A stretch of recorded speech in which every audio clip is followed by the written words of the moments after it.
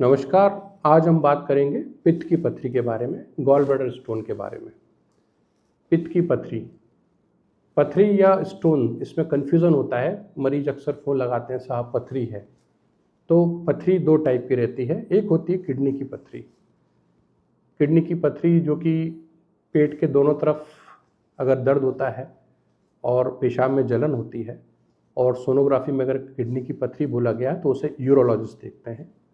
और हम अभी बात कर रहे हैं पित्त की पथरी की, गॉल ब्लैडर स्टोन की। पेट के सीधे हाथ तरफ, जिस तरफ हार्ट होता है वहाँ नहीं, उसके अपोजिट साइड, पेट के सीधे हाथ तरफ ऊपर की तरफ, जहाँ हम पेन रखते हैं जेब में, उसके अपोजिट साइड और पेट के ऊपर की तरफ, सीने पर नहीं। अगर वहाँ और पेट के ऊपरी हिस्से में अगर बार बार दर्द हो रहा है, एसिडिटी टाइप हो रही है, तकलीफ हो रही है, तो मोस्ट लाइकली ये जो है गॉल ब्लैडर स्टोन के कारण हो सकता है। अब इसमें यह है कि इसका डायग्नोसिस कैसे बनता है। इसका डायग्नोसिस बनता है अल्ट्रासोनोग्राफी से, यूएसजी से। अगर सोनोग्राफी में पित्त की थैली में पथरी है, मरीज को बार बार उबके या उल्टी जैसे लग रहे हैं, एक जनरल वर्ड एसिडिटी जैसा बोलते हैं, या पेट के ऊपरी हिस्से में जलन है वो बोल रहे हैं, या पेट के ऊपरी हिस्से में हाथ रखते से पेशेंट या मरीज उछल रहा है दर्द के मारे, तो मोस्ट लाइकली ये गॉल ब्लैडर स्टोन, पित्त की थैली की पथरी का दर्द है, जिसे कोलिसिस्टाइटिस बोलते हैं। अब इसमें सवाल है कि ऑपरेशन कब करना है। अगर एक रूटीन सोनोग्राफी चेकअप में पित्त की थैली में गॉल ब्लैडर स्टोन में पथरी है तो आवश्यक नहीं कि हर मरीज में ऑपरेशन कराया जाए। कुछ देशों में जहाँ पर गॉल ब्लैडर के कैंसर का इंसिडेंस ज़्यादा है, जहाँ पित्त की पथरी का कैंसर ज़्यादा होता है, वहाँ पर पथरी का अगर सोनोग्राफी में मिला है तो तुरंत ऑपरेशन एडवाइजेबल रहता है।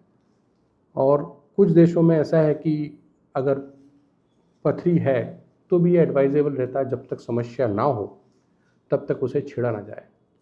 हम भारत देश की बात करते हैं, इंडिया एंड इंडियन सब कॉन्टिनेंट की बात करते हैं, तो एक जनरलाइज्ड एक परंपरा है कि अगर पथरी है और अगर कोई तकलीफ नहीं दे रही तो तुरंत भागकर ऑपरेशन कराने की ज़रूरत नहीं मानी जाती है। डॉक्टर और पेशेंट आपस में बैठकर डिस्कस करते हैं कि ऑपरेशन कब कराना है। तो इसमें पहली चीज़ है कि पथरी सोनोग्राफी में आते से ही पैनिक नहीं करना, घबराना नहीं है कि तुरंत ऑपरेशन की ज़रूरत है। आप अपने डॉक्टर या सर्जन से मिलें और इस बारे में डिसाइड करें।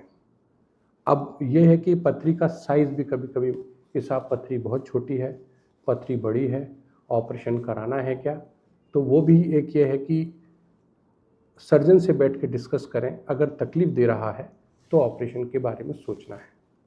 पथरी के कारणों के बारे में चलें तो कई बार जो हमारे शरीर में जो पित्त या लिवर में जो बाइल बनता है वो जाकर कंसंट्रेट हो जाता है गॉल ब्लैडर में और वहाँ जाकर वो पथरी में कन्वर्ट हो जाता है। मोस्टली जो है जिनका वज़न ज़्यादा है उत्तर भारत के हिस्सों में, इन हिस्सों में पित्त की पथरी ज़्यादा रहती है, बट ऐसा कुछ फिक्स नहीं कि कहाँ ज़्यादा है कहाँ कम होगी। पथरी के साइज़ के बाद हम चलते हैं कि इसमें एक जो इम्पॉर्टेंट जांच है सोनोग्राफी है। सोनोग्राफी के बाद और क्या क्या जांच है, इसमें एक और जांच होती है एमआरसीपी, जो एमआरआई होती है, मैग्नेटिक रेजोनेंट कोलिजियोपेंक्रेटोग्राफी जो होती है एमआरसीपी, वो जांच, या अगर उसमें ऐसा लगता है एमआरसीपी में और सोनोग्राफी में कि पित्त की नली में अगर पथरी अटकी पड़ी है या मरीज को पीलिया हो रहा है, तो उस कंडीशन में फिर ईआरसीपी, एंडोस्कोपी करके ईआरसीपी की कभी कभी ज़रूरत पड़ती है। दूरबीन द्वारा वो पथरी नली से निकाली जाती है। अगर पित्त की पथरी जो है वो नली में है तो ईआरसीपी या एमआरसीपी की आवश्यकता पड़ती है। अदरवाइज़ अगर पथरी है, दर्द कर रही है, तो एक स्टैंडर्ड सर्जरी है लेप्रोस्कोपिक कोलिसिस्टेक्टमी या कोलिसिस्टेक्टमी। लेप्रोस्कोपिक करना है, ओपन करना है, लेप्रोस्कोपिक जिसे कॉमन वर्ड में लेज़र भी बोलते हैं। ये फिर वही जो मैंने अपने बाकी वीडियो में बोला, इस बात पे डिपेंड करता है आप किस क्षेत्र में रहते हैं, वहाँ अवेलेबिलिटी ऑफ रिसोर्सेज हैं क्या, वहाँ लेप्रोस्कोप अवेलेबल है क्या, एक्सपर्टीज़ कितना है टीम का, उस पर डिपेंड करता है। तो अब बात करते हैं इसके बाद ऑपरेशन की।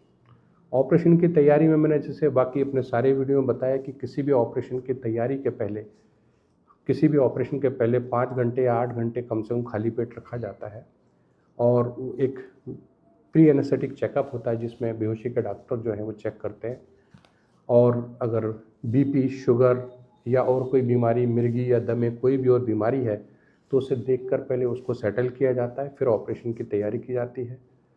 जो मैं अपने हर वीडियो में बोलता हूँ कि अगर खून पतला करने की कोई दवाई चल रही है, कुछ हार्ट पेशेंट्स को खून पतला करने की दवाई या किसी और कारण से चलती है, न्यूरोलॉजिकल रीज़न से भी चलती है, तो उसे कुछ 3 से 5 दिन पहले बंद किया जाता है डॉक्टर की एडवाइस पर, एक्सपर्ट के एडवाइस पर।